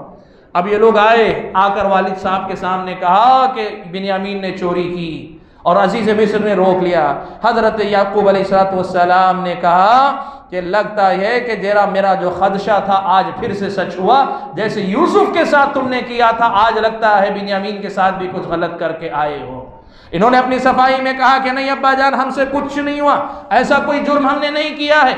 आप चाहे तो सारे काफिले वालों से पूछ लें, सारे काफिले वालों से पूछ लें, हमने कुछ नहीं किया है, हमारा कोई कसूर नहीं है इसके अंदर। आप चाहे जिसको पूछना है पूछ लें, हमारा कोई कसूर, कोई गलती नहीं है इसमें, आप जिसको चाहे पूछ ले। हजरत यूसुफ याकूब अलैहिस्सलाम ने कहा पूछने पचारने का फायदा क्या, जो तो होना था वो हो गया। जाओ, मैं अल्लाह ताला के तरफ अपने गम और अपनी इसका शिकवा अल्लाह से करता हूँ। अपने गम का शिकवा जो है मैं अल्लाह ताला से करता हूँ। और अल्लाह ताला से रोना धोना शिकवा, हजरत याकूब रोते रहे। और कुरान की आयत के अल्फाज ये हैं, इतना रोए अपने दोनों बेटों को याद करते हुए। पुराना गम, नया गम पुराने गम को भी ताज़ा कर देता है अक्सर। हुआ यही कि हजरत बिन्यामीन का वाक़या, हजरत यूसुफ के वाक़े की भी याद ताज़ा कर दिया। रोते रोते आंखों की बीनाई चली गई। इतना रोए कि हजरत यूसुफ हजरत याकूब अलैहिस्सलाम की आंखों की बीनाई जाती रही, आंखों की नज़र जो है जाती रही।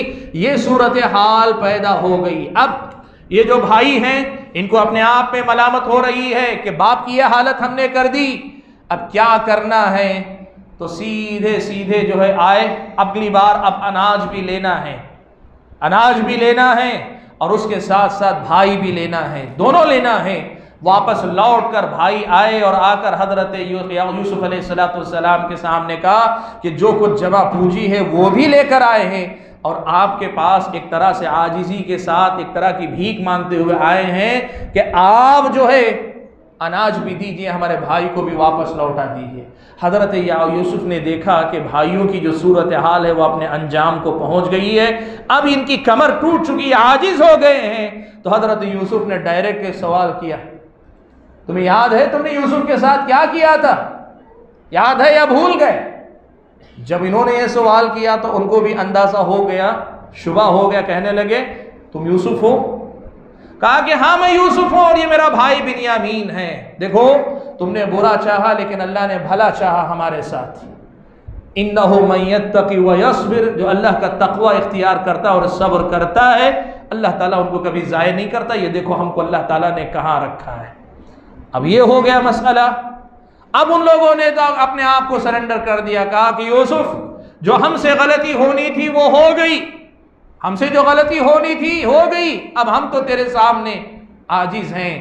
बाप के बारे में पूछा, कहा तुम्हारे गम में रोते रोते अंधे हो गए हैं। हजरत यूसुफ अलैहिस्सलाम ने अपनी कमीज दी, कहा कि जाओ मेरी कमीज लेकर जाओ और जाकर अब्बा जान को दे दो और साथ में उनको बुला कर लेकर आओ, साथ में उनको लेकर आओ।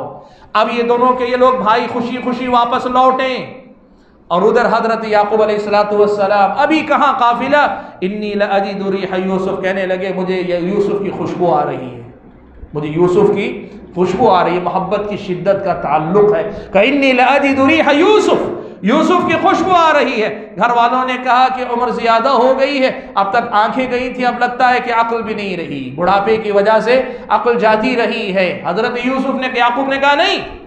और थोड़ी ही देर गुजरी थी कि काफिला आया, हजरत यूसुफ अलैहिस्सलाम की कमीज दी गई। अल्लाह ताला ने ये मौजिज़ा जाहिर किया कि हजरत यूसुफ अलैहिस्सलाम की कमीज के आने के साथ हजरत याकूब अलैहिस्सलाम की बीनाई अल्लाह ताला ने वापस लौटा दी। भाइयों ने सारी हकीकत सुना दी, सारे जुर्म का एतराफ़ कर लिया, कहा कि यूसुफ के साथ भी हमने गलत किया था, बिन्यामीन के साथ गलत नहीं किया था, लेकिन ये हुआ कि यूसुफ ने उनको रोक लिया। और ये भी कहा कि अब्बा जान गलती हमसे हुई, अब आपसे दरख्वास्त है कि हमारे गुनाहों की मुआफ़ी भी मांग ले, हमें माफ़ कर दें, आप भी अल्लाह से भी मुआफ़ी मांग लें हमारे लिए, आप माफ़ कर दें, मुआफ़ी दिला दें अल्लाह ताला से। ये जो मामला है कि आप हमारे लिए इस्तिग़फ़ार तलब करें, ये दुआ की दरख्वास्त, इस्तिग़फ़ार की दरख्वास्त की।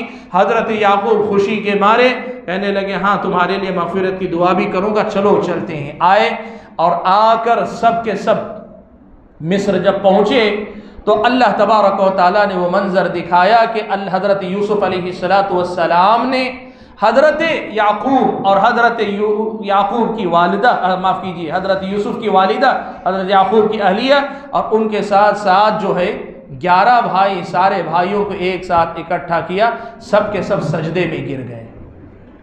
तो हज़रत यूसुफ अलैहिस्सलाम ने कहा आप खुद भी नबी हैं अब, और वो ताबीर का इल्म अल्लाह ने दिया है। कहा कि अब्बा जान वो जो ख्वाब मैंने बचपन में बताया था, ये देखें ये उसकी ताबीर है कि 11 सितारे और एक चाँद और सूरज मेरे सामने सजदे में हैं।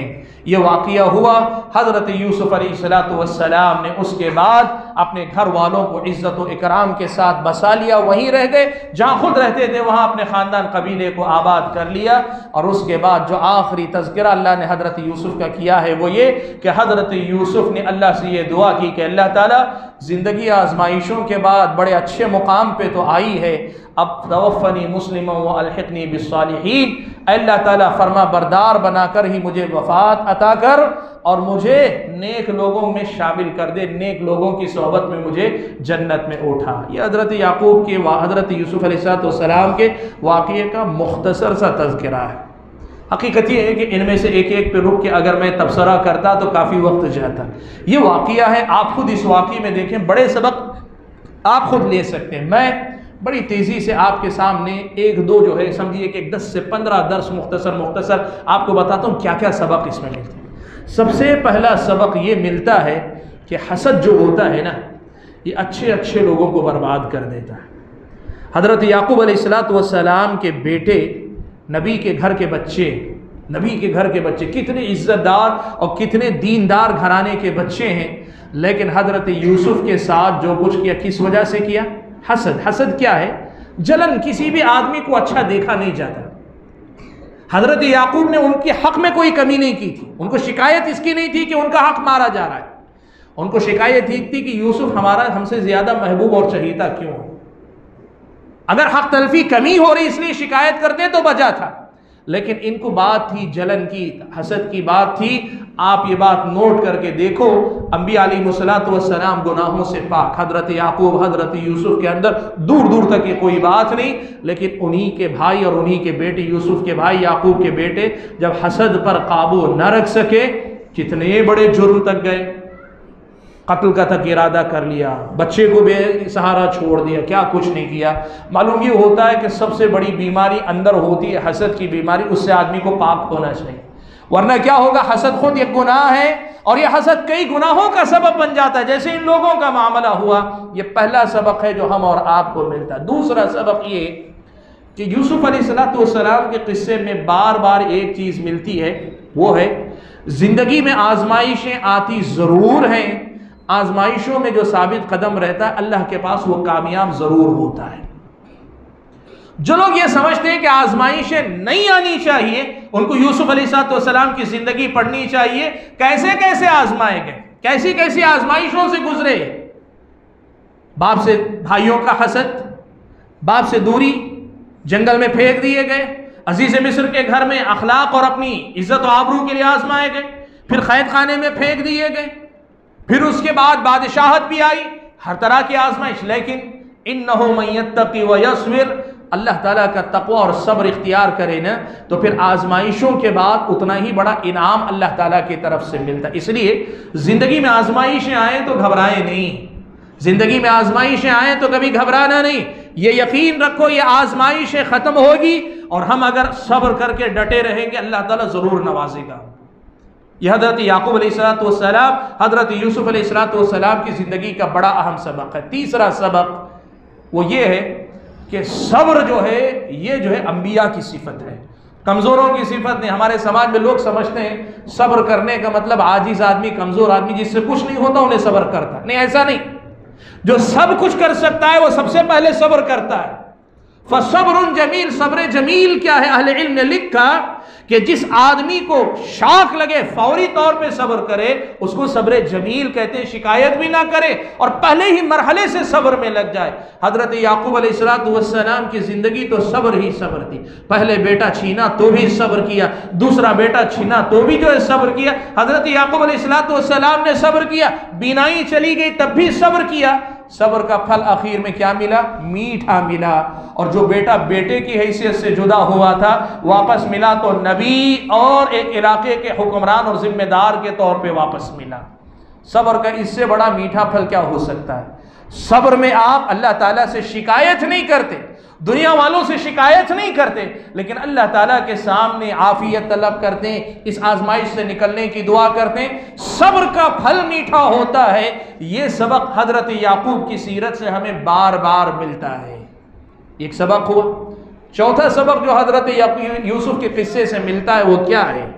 वो सबक ये है कि मुआमलात की तहकीक करे बिना मुआमलात का यकीन नहीं करना चाहिए। अगर आपके हाथ में तहकीक का इम्कान है तहकीक करो, और अगर तहकीक नहीं है सुनी सुनाई बातों का यकीन मत करो। सुभान अल्लाह। हमारा मसला क्या है पता है आपको?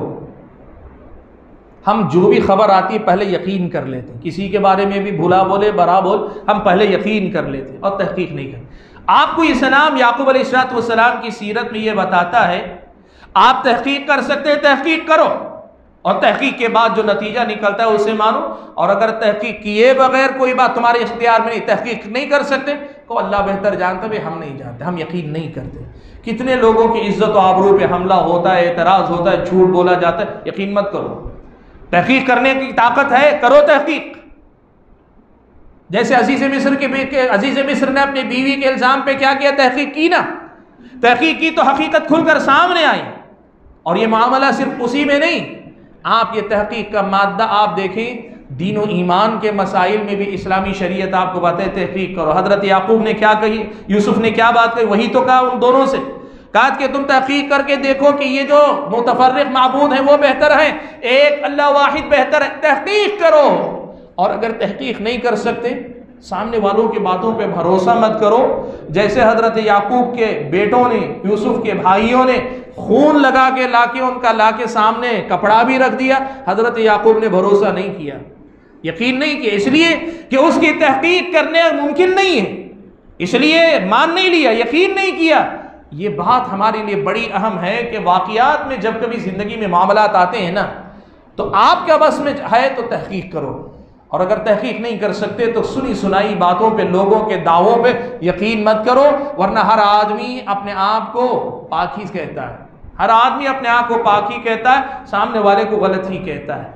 ये एक सबक है जो हम और आपको हजरत याकूब हजरत यूसुफ अलैहिस्सलाम की सीरत से मिलता है। एक सबक ये भी मिलता है कि आदमी को अगर अल्लाह ताला ने नेमतें दी हैं तो नेमतों का खुलेआम इजहार मुजाहरा ना करे, नजर बद लगने के इम्कानात ज़्यादा होते हैं।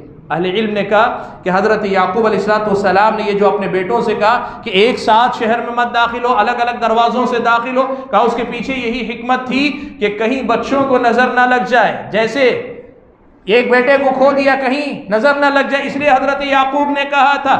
इसका मतलब ये हुआ कि अल्लाह की नेमत है, इस्तेमाल करो, शुक्र अदा करो, जिसे हम उर्दू में कहते हैं शो ऑफ, दिखलाना, दिखावा, इससे परहेज करो, इससे नज़र लगने के इम्कानात रहते हैं। और अल्लाह ना करे अगर नज़र लग गई ना तो बड़े से बड़ा कारोबार, बड़े से बड़ा आपका मकान, दुकान, आपकी सवारी आपसे जा सकती है, अच्छा खासा आदमी बीमार हो सकता है। आपको ये कोशिश करनी चाहिए कि नेमतों का इस्तेमाल करें, शुक्रगुजारी करें, लेकिन दिखावा जिसे कहते हैं शो ऑफ, उससे परहेज करना चाहिए, आपको ये नहीं करना चाहिए। ये भी एक सबक है जो हम और आपको हजरत याकूब यूसुफ अलैहिस्सलाम की सीरत से हम और आपको मिलता है। एक सबक ये भी है कि कभी कभार जो है ऐसा होता है कि आप किसी जिम्मेदारी को देते हैं, इस्लामी शरीयत आपको बताती है आप ओहदा तलब ना करें, कहीं भी जिम्मेदार बनने की ख्वाहिश मत करें, आप जिंदगी में कभी ओहदा तलब ना करें, बल्कि इस्लाम हमें कहता है जो ओहदा तलब करता है उसको मत दो। क्यों? जो आदमी तलबगार बनकर आता है वो मतलब ही होता है, अपना मतलब, इसीलिए उसके पीछे आ रहा है।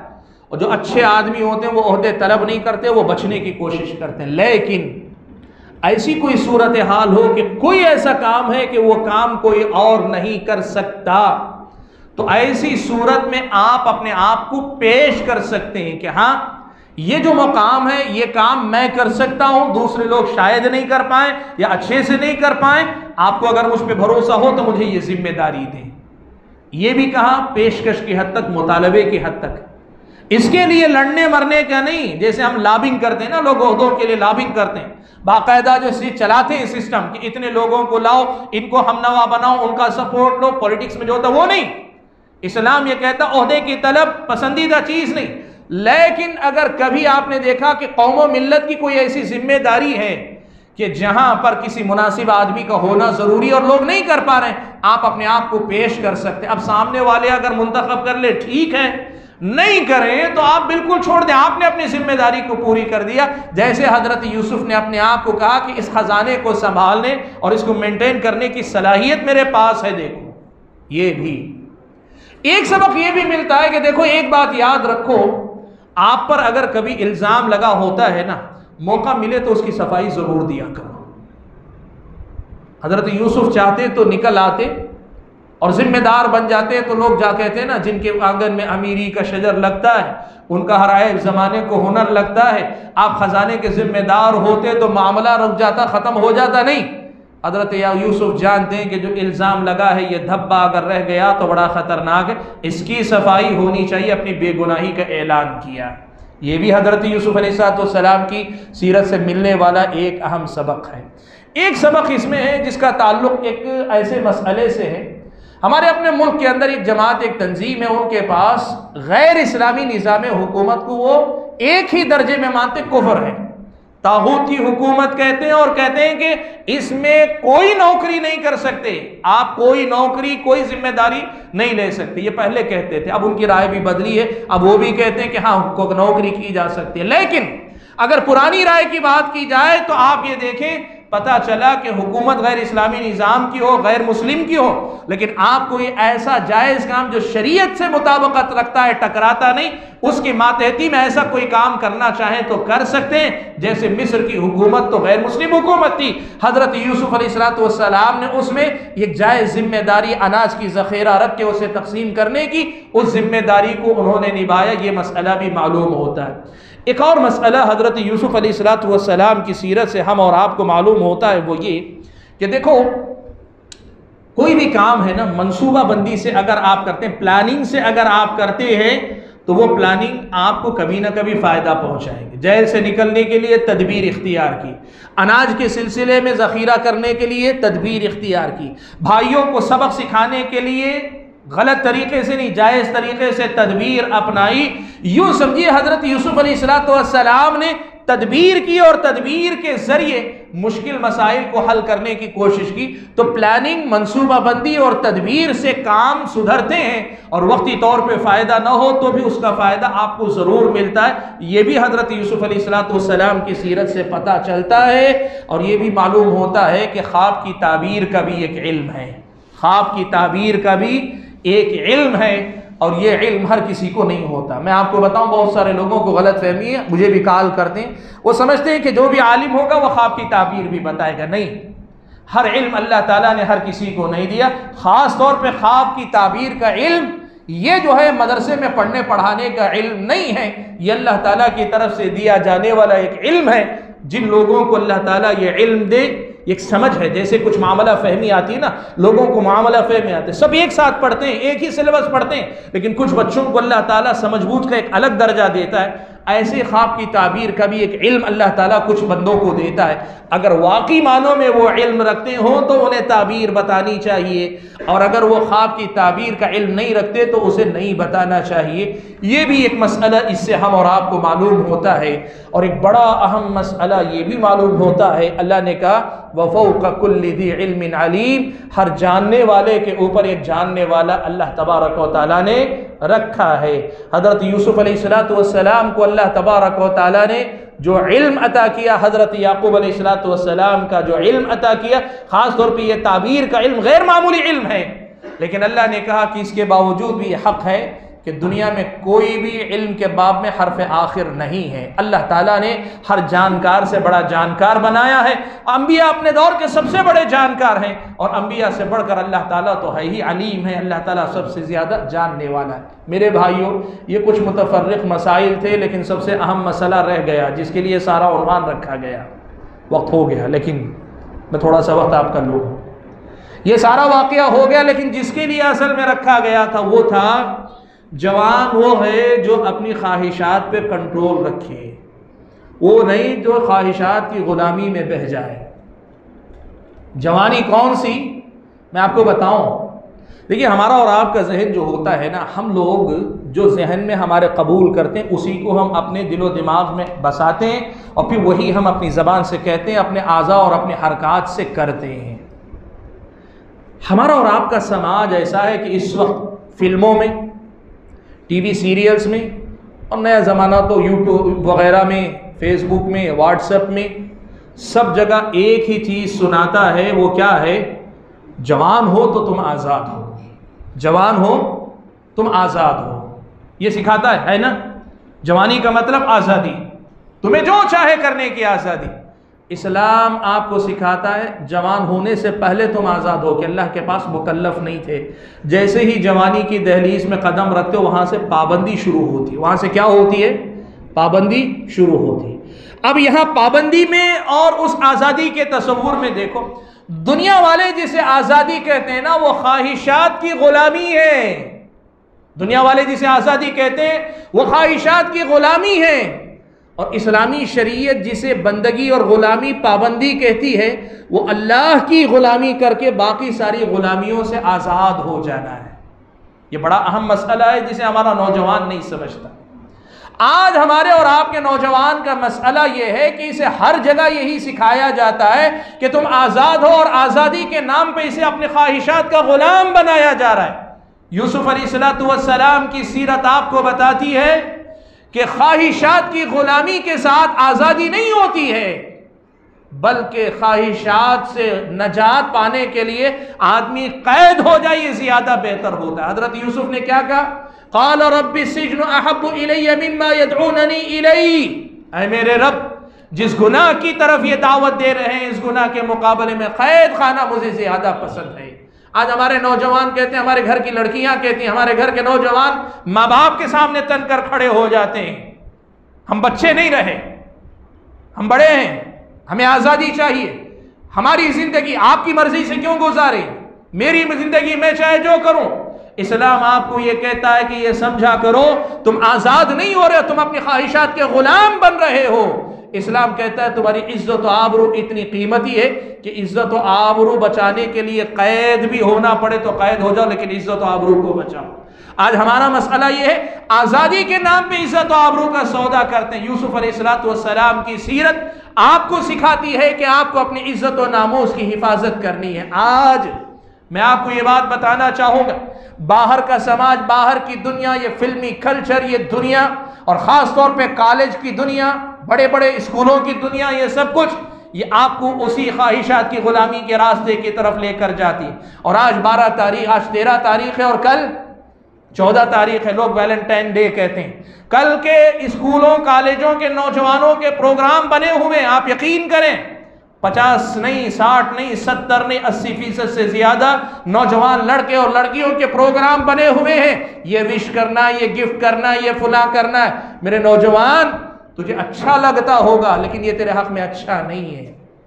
शराब आप पीते हैं, शराब पीने वालों को पीते हुए अच्छा लगता है, लेकिन जिस तरह वो शराब अंदर जाने के बाद शराबी की अक्ल को मार देती है, ऐसे ही ख्वाहिशात की ये पैरवी अगर आप करेंगे, करते हुए आपको अच्छा लगेगा लेकिन आपके अंदर की हया को मार देगी। और अल्लाह के नबी ने कहा, जब हया मर जाती है इंसान फिर जानवर है, इंसान जो चाहे कर सकता है। आप समझा करें, यूसुफ अलैहिस्सलाम की सीरत का ये बड़ा अहम सबक है। हजरत यूसुफ ने कहा, यूसुफ से ज्यादा खूबसूरत कौन होगा, उनसे ज्यादा कौन होगा। लेकिन हजरत यूसुफ ने कहा, खैर खाने में रह जाना पसंद करूंगा, अगर इज्जत बाहर नहीं बच सकती तो कैद खाने में जाके बचाऊंगा, लेकिन मैं अपनी इज्जत और आबरू बचाऊंगा। कल के दिन अगर आपको बचना मुश्किल है, मत जाओ कॉलेज, एक दिन कॉलेज मत जाओ, कुछ नहीं होगा। कल बस्ती में मत घूमो, अपने घर में बैठे रहो, कुछ नहीं होगा। कल एक काम करो, एक दूसरे के दोस्तों के घरों में जाके बैठ जाओ, कुछ नहीं होगा, कुछ नहीं होगा। ये सारी बातें जो कहते हैं ना, हमने वादा किया, वादा निभाएंगे, वफा करेंगे, बेवफाई करेंगे, सब बेवकूफी की बातें। इस वक्त आपको लगेगा कि आप बहुत बड़े आदमी, लेकिन कल जब आप जरा उम्र को पहुंचेंगे, अपनी गलतियों पे आप पछताएंगे, आपको अफसोस होगा।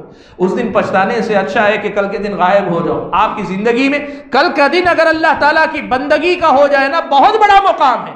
आपको मालूम है, प्यारे नबी सल्लल्लाहु अलैहि वसल्लम ने यह बात बयान फरमाई कि रोज़े क़ियामत अल्लाह ताला 7 खुशनसीब लोगों को अपने अर्श के साये तले जगह देगा। उस दिन उस साये के अलावा कोई साया नहीं होगा। उनमें से अल्लाह के नबी ने कहा, ऐसे नौजवान भी होगा जिसे एक हसब व नसब वाली, यानी अच्छे ख़ानदान वाली, एक मालदार भी है, हसब व नसब, अच्छे ख़ानदान वाली भी खूबसूरत है। आदमी यही तो चाहता है, अच्छे ख़ानदान की खूबसूरत और पैसे वाली बीवी मिले तो उससे ज़्यादा क्या चाहिए। कहा, ऐसी औरत अगर गुनाह की दावत देती है, आदमी कहता है इन्नी अखाफुल्लाह, अल्लाह से डर कर मैं तेरे फितने से भाग रहा हूं, अल्लाह ताला रोज़े महशर में अर्श के साये तले जगह देगा। अहले इल्म ने लिखा, ये नौजवान लड़के के लिए भी, नौजवान लड़की के लिए भी है। आज ये पैगाम मैं देना चाहता हूं, मेरे अपने भाई हैं आप और मेरी अपनी बहनें हैं आप। अल्लाह ना करे अगर आज तक शैतान के किसी मकरो फरेब में, किसी आदमी की मीठी मीठी अल्फाज में, या किसी लड़के की लड़की की किसी बातों में, या उसकी शक्ल सूरत की वजह से, किसी भी वजह से उस फितने में मुब्तला हो, तो आज की रात और कल का दिन आपके सामने ये मौका है कि तुम कहो इन्नी अखाफुल्लाह, मैं अल्लाह से डरता हूँ। अल्लाह आपसे राजी हो गया तो कल के दिन आपके लिए रोज़े क़ियामत साये का इंतजाम हो गया इंशाअल्लाह। इतना अच्छा मौका है भाइयों, याद रखो। अल्लामा इब्न क़य्यिम रहमतुल्लाहि अलैहि ने लिखा, शैतान इंसान को 2 रास्तों से गुमराह करता है, सिर्फ 2 रास्ते। एक शुबहात का रास्ता है, दूसरा शहवात का रास्ता है। शुबहात का रास्ता है, शहवात का रास्ता है। और शुबहात का मतलब दीन के सिलसिले में शक व शुबे की बातें, शहवात कहते हैं ख्वाहिशात। आदमी अगर अपने ख्वाहिशात पर काबू रखता है ना, तो फिर वो आदमी सारी दुनिया पे हुकूमत करता है। जो अपनी ख्वाहिशात से हारता है ना, वो आदमी सबसे पहले अपने आप से हारता है, फिर दुनिया से हारता है। आप जीतने वाले बनो। आज ये दुनिया आपके अखलाक आपसे छीनना चाहती, इसलिए कि आपको उसको मालूम है कि आपके अंदर से अखलाक अगर छीन लिए गए, आपके अंदर कुछ बचा नहीं। आप खोखले इंसान है। आपको अंदर से खोखला करने का एक ही रास्ता है, आपका अखलाक आपके अंदर से छीन लिया जाए। और उसके छीनने का तरीका क्या है?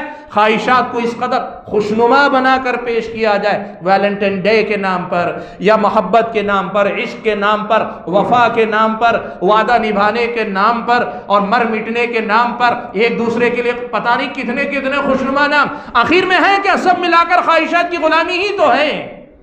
क्या नाम बदलने से ये हकीकत बदल जाए कि आप अपनी ख्वाहिशात के गुलाम हो गए?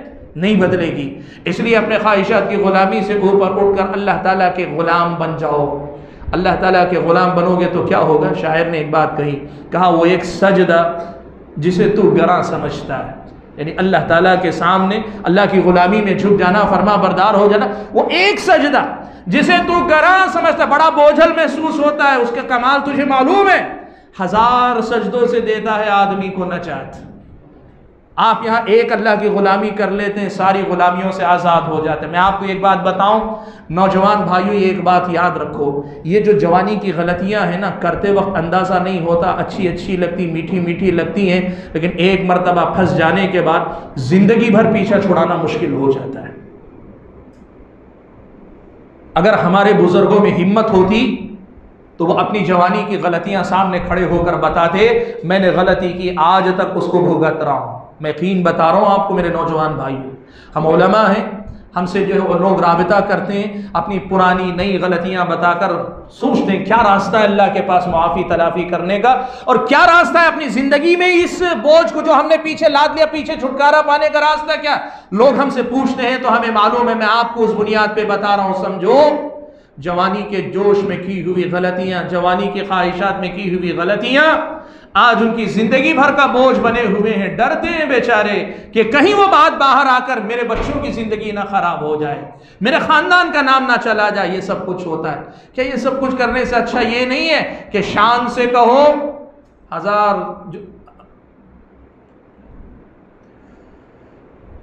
हजार दाम से निकला हूं एक जुम्बिश में। कहता है 1000 दाम से, यानी 1000 किस्म के हमलों से निकला हूं एक जुम्बिश में, जिसे गुरूर हो आए करे शिकार मुझे। आप कहें मैं एक नौजवान हूं और मैं जानता हूं कि मुझे अपने आप पे काबू कैसे रखना है, कैसे? यूसुफ अलैहिस्सलाम की तरह।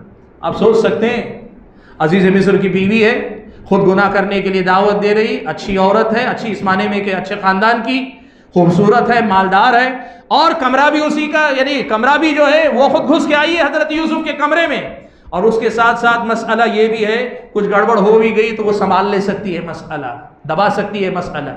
इस सब के बावजूद हजरत यूसुफ ने क्या कहा? माअदल्लाह इन्नहु रब्बी अहसन मस्वाय। आपको पता है ये बेहयाई दुनिया के अंदर बेरोजगारी की बहुत बड़ी वजह है। आज हमारे नौजवान कहते हैं मुझे जॉब नहीं मिलती, शायद उनमें से बहुत सारों के पीछे वजह यह है कि वो ख्वाहिशात के गुलाम। आज हमारे लोग कहते हैं हमारे पास माश में तरक्की नहीं होती, एक बहुत बड़ी वजह शायद यही है कि बेहयाई में वो मुब्तला हैं। मेरे भाइयों, जो बात मैं आपके सामने कहना चाहता हूँ, जो पैगाम देना चाहता हूँ, वो यही कि हजरत यूसुफ की सीरत से मिलने वाले इन असबाब को याद रखकर अपनी ज़िंदगी सुधारने संवारने की कोशिश करो। मैं अल्लाह से दुआ करता हूँ कि अल्लाह ताला मुझे आप सभी हजरात और ख़वातीन को इन बातों को समझ कर अमल पैरा होने की तौफ़ीक़ अता फ़रमाए। आमीन व आखिरु दावाना अनिल हम्दुलिल्लाहि रब्बिल आलमीन।